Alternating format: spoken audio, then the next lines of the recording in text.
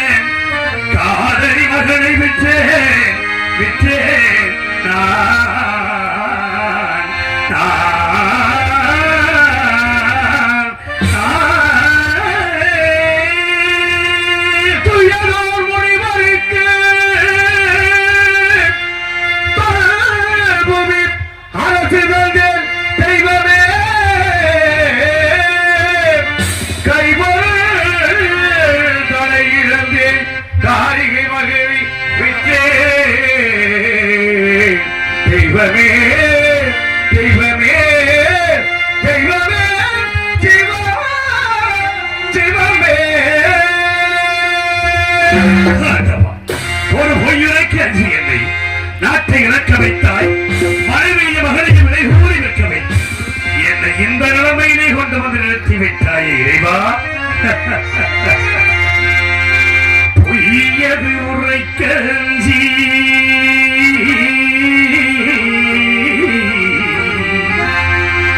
ஒரு பொய்யது உரைக்க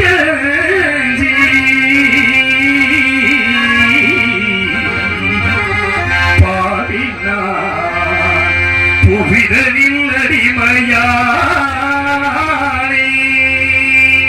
பொய்யது உரைக்கலஜி நான்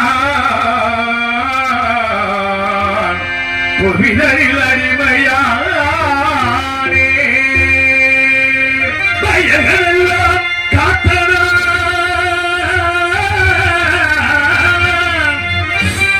இந்த வையகமெல்லாம் காத்த மன்னன் மயா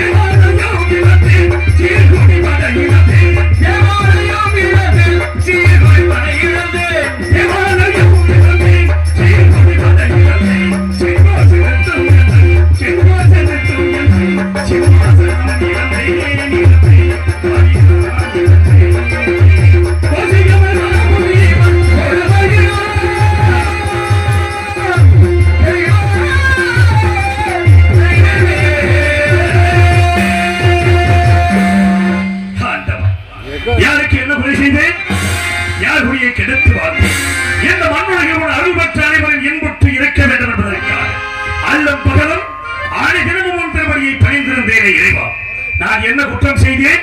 இல்லை என்று வந்தவர் எனக்கு அள்ளி கொடுத்தது குற்றமா? நீதி தவறாது 56 தேசத்தையும் நெறிமுறையோடு ஆட்சி புரிந்தேனே ஆண்டவா, அதுதான் நான் செய்த குற்றமா இறைவா?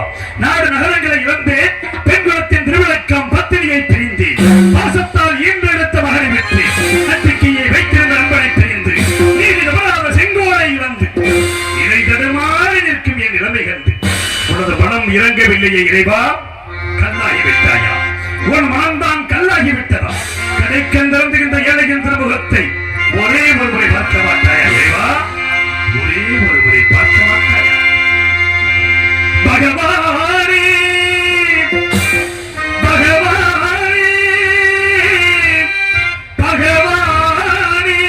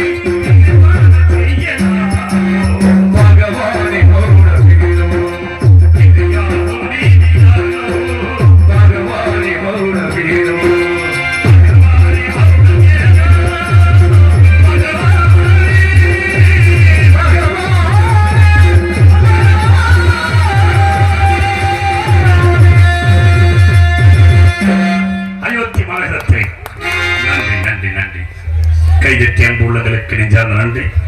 அயோத்தி மாநிலத்தில் என்னுடைய மகன் தேவதாசனுக்கு பிறந்த நாள் விழா 55 தேசத்தரசன் சுற்றி அமர்ந்திருக்க அவ்வப்போது ஆலோசனை அமைச்சர்கள் இருக்க ரத்தின சிம்மாசனத்தில் அமர்ந்து தேச விசாரணை செய்து கொண்டிருந்தே உள்ளார்.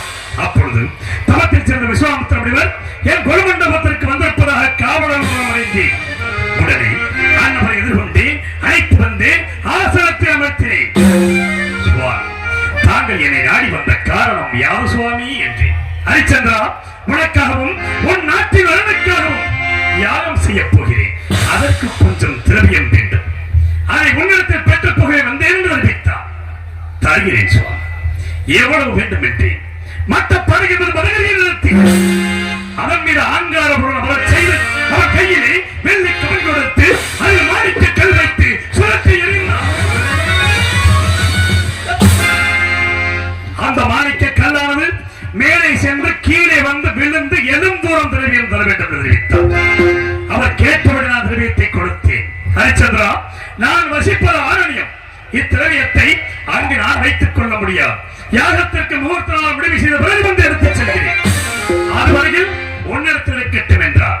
சுவாமி, தங்களை போன்ற மகான்களுக்கு கொடுத்த பொருளை மீண்டும் நான் வைத்துக் கொண்டால் நன்றிலை வாயில் நலனற்று போவதாக சுருதிகள் கூறியபடியால் இப்பொருளை தயவு செய்து தாங்கள் எடுத்துச் செல்லுங்கள் என்று கபடி வேண்டாம். உன்னுடைய கலையாளி மோதிரத்தில் என்னுடைய ருத்ராட்சமாரை அடையாளமாக வைத்தால் தோஷமில்லை. அதன்படி செய்யலாம் என்று செய்துவிட்டு முனிவர் சென்ற சிறிது நேரத்தில் ஆசார வாசலிலே குடிமக்களை அபயம்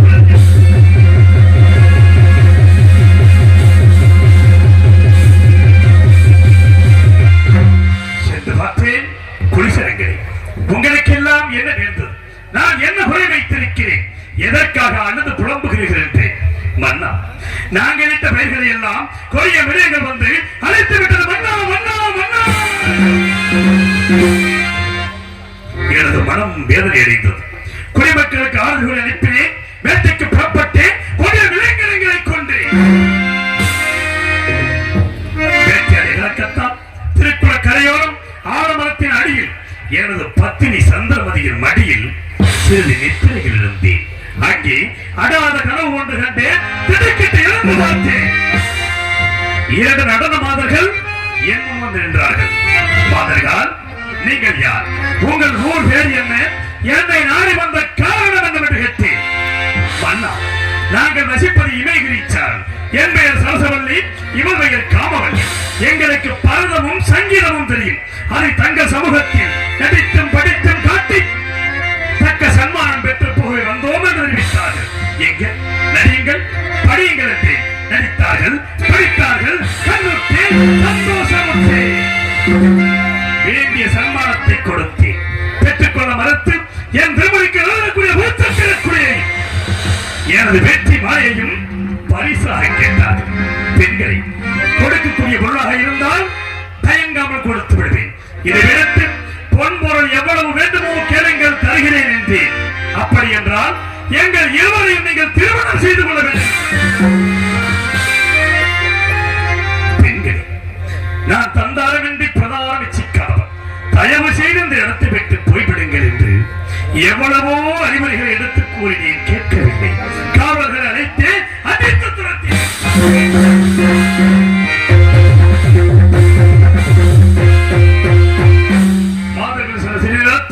விஸ்வாமித்திர முனிவர் கடும் கோபத்தோடு வந்து என் திருமுடியை காலால் ஏற்றி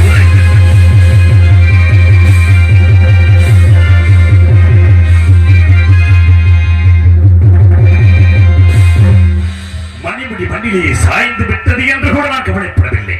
அதற்கு மாறாக எனது நெஞ்சம் இந்த திருமுடிகளை பதித்திருக்கின்ற நவரத்தின கற்கள் முனிவரின் பாதத்தை புண்படுத்தியதோ என்று பாதத்தை தொட்டேன். சண்டான், நான் அனுப்பிய மாதர்கள் ஏன் அடித்து துரத்தினாய்? என் கோபம் தீர வேண்டும் என்றால் அந்த மாதர்கள் இருவரையும் நீ திருமணம் செய்து கொள்ள வேண்டும் என்றார். அழைப்பும் உணர்ந்த தாங்களா இவ்வாறு கூறுவது? நான் திருமணம் முடித்தவன். எனக்கு ஒரு மகன் இருக்கிறான் சுவாமி. எல்லாவற்றையும் அறிந்த தாங்கள் அறியாதது போல் பேசுகிறீர்கள். வேண்டாம். அதற்கு மாறாக கண்ணை வேண்டியதும் ஏகிவேன் காக்கின்ற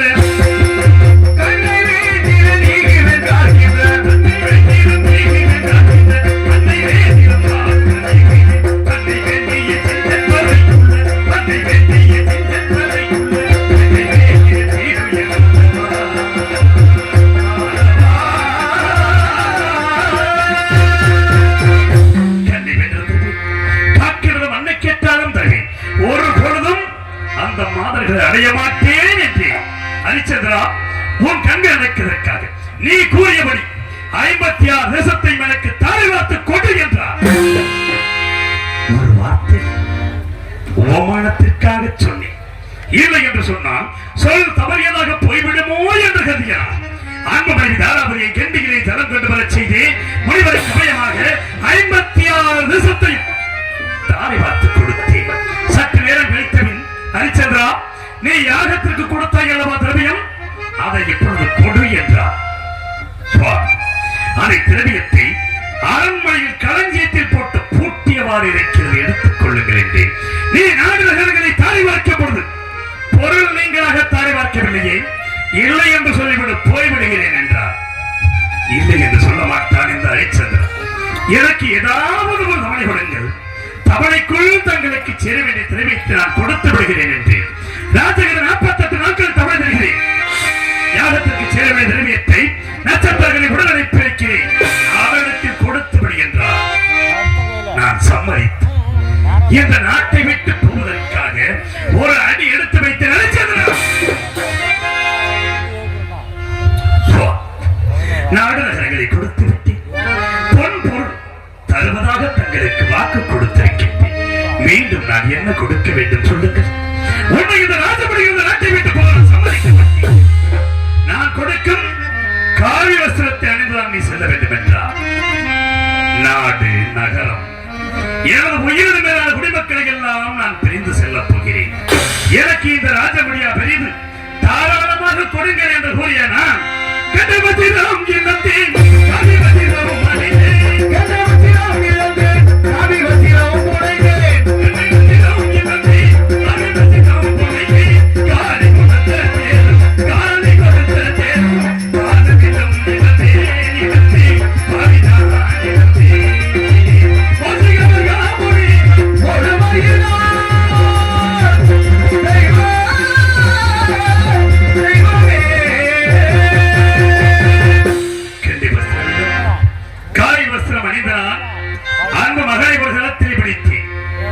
உயிரோடு உயிராகி உருவாடி ஒட்டி வாழ்ந்த மனைவியை மற்றொரு கரத்திலே பிடித்து காசிமா நகரத்தை நோக்கி நடந்து சென்றேன். நடந்து வா மயிலே,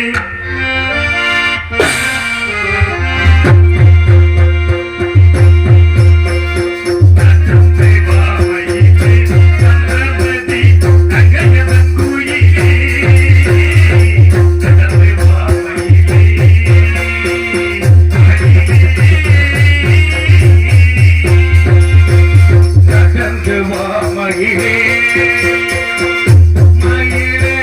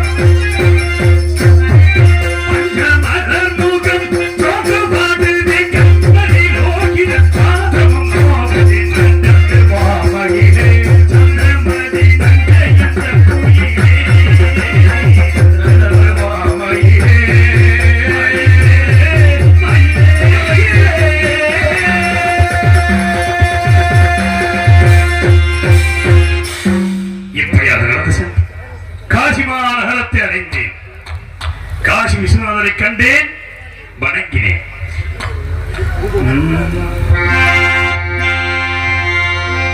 காசியில் வாழோ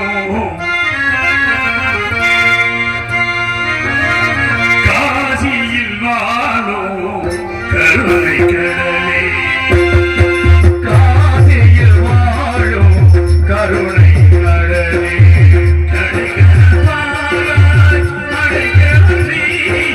காசியில் வாழும் கருணை கடலே, கரைகள் பாராய் அடைக்கலமே, காசியில் வாழும் கருணை கடலே.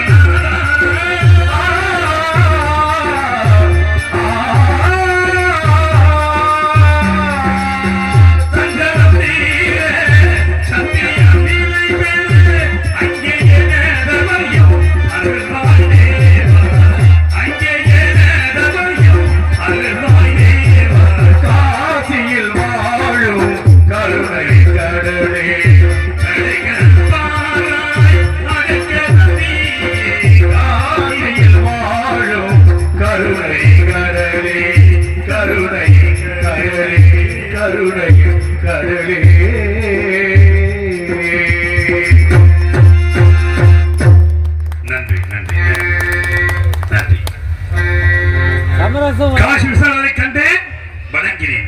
கடன் தீர்க்க வழியொன்றும் தரவில்லை. பொழுது விழுந்தால் 48வது நாள், முனிவனுக்கு சேர வேண்டிய பொருளை கொடுக்க வேண்டிய கடைசி நாள். என்ன செய்தி? வழி தெரியாமல் திகைத்த நான் இரு பேர்களை மீன் கரங்களில் பிடித்தேன்.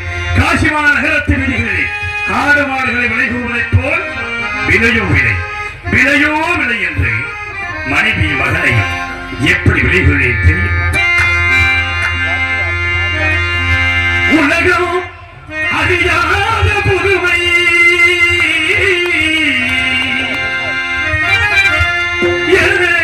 உடல் பொருளாவியை கடலுக்கு விற்பது. உலகம் அறியாத புதுமை, உலகம் அறியாத புதுமை, உலகம் அறியாத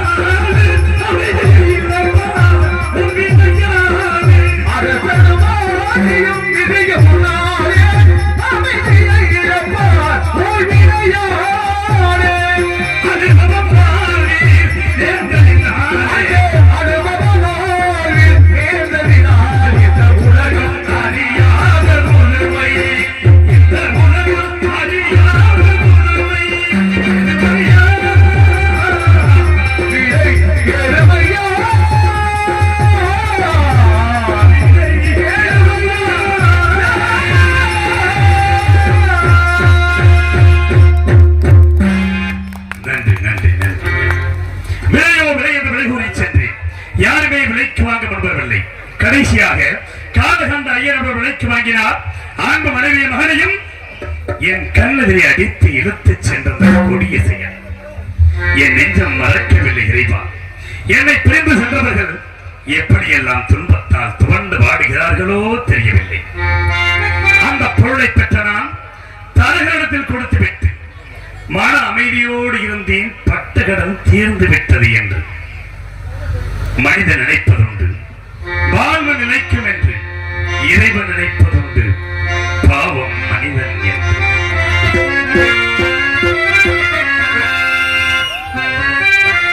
மனிதன் நினைப்பதுண்டு, வாழ்வு நிலைக்கும் என்று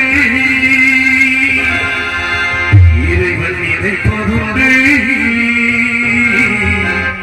பாவம் மனிதன் என்று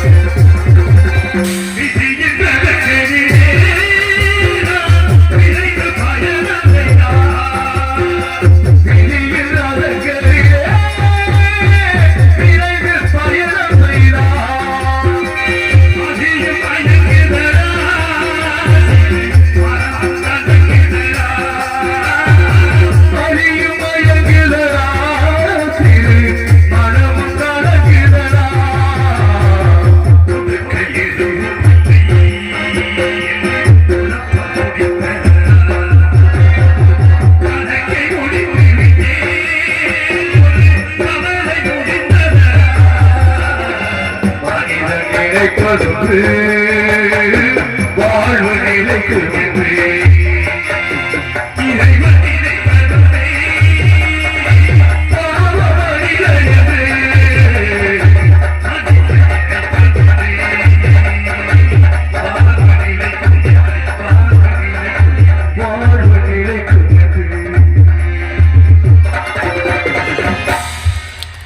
நன்றி நன்றி கைதட்டி உற்சாகப்படுத்தி அன்புள்ளதற்கு நன்றி. மீன் சுற்றி நாடக ரசிகர் சார்பாக அன்பளிப்பு வழங்கியிருக்கிறார்கள். அன்பளிப்பளித்த அன்பர்களுக்கு நெஞ்சார்ந்த நன்றி நன்றி வணக்கம்.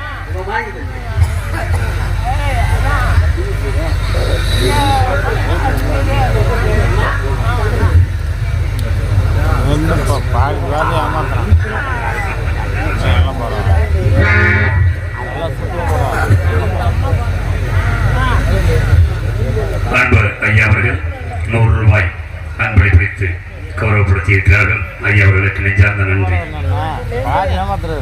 MS மேடம்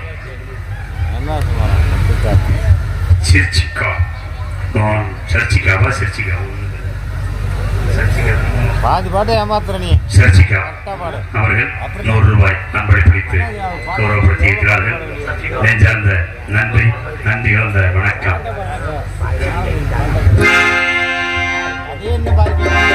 பட்டங்களும் தீர்ந்துவிட்டு என்று மன அமைதியோடு இருந்தேன். நட்சத்திரங்கள் ஓடோடி வந்தார். ஹரிச்சந்திரா, உன்னோடு 48 நாள் கஷ்டப்பட்டு வந்திருக்கிறேன். நான் தரகு சம்பளம் 16,000 பொன் கொடுக்கவில்லை என்றால் அந்த தரகு சம்பளத்தை முனிவருக்கு நீ கொடுத்தாய் அல்லவா, அதில் எடுத்துக் கொள்வேன் என்றார். இனிமேல் என்னிடம் என்ன இருக்கிறது, நான் எப்படி கொடுப்பேன் என்றேன். ஏனில்லை, நீ இருக்கிறாய் அல்லவா, உன்னை விட்டு கொடுக்கலாம் அல்லவா என்றார். ஆம் சுவாமி, என்னை நான் மறந்து விட்டேன் என்று சொல்லி இந்த பாவியாகிய நான் என்னை நானே விலை கூறி சென்று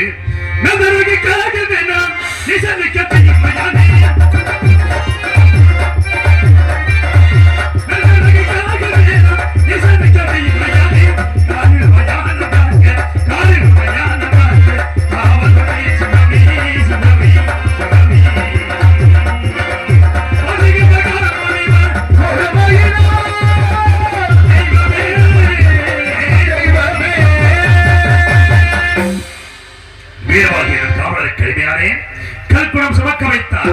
தவறி கீழே விழுந்தது. காலால் எட்டி உதைத்தார். இறந்த கன்றை அரைக்க செய்தார். அரைக்கும் பொழுது கத்தியான கையிலே அதுபட்டு ரத்தம் கொட்டுவதை பார்த்தார். ஹரிச்சந்திரா, உனக்கு இந்த வீட்டு மனை எல்லாம் சரிப்படாது. நான் காக்கின்ற மயானம் ஒன்று இருக்கிறது. வருகின்ற தினம் ஒன்றிற்கு கால்பணம் 1 முழ துண்டு, வாய்க்கரிசி 3 ரூபாய். கால்பணம் முழத்துண்டை எனக்கு அனுப்பிவை, வாய்க்கரிசி மட்டும் உனது பிசிப்பிற்கு வைத்துக் கொள்கின்றார். எஜமான் கட்டளைப்படி மயானத்தை காக்க புறப்படுகிறேன். இறைவா, மயானத்தை காக்க புறப்படுகிறேன். போகின்ற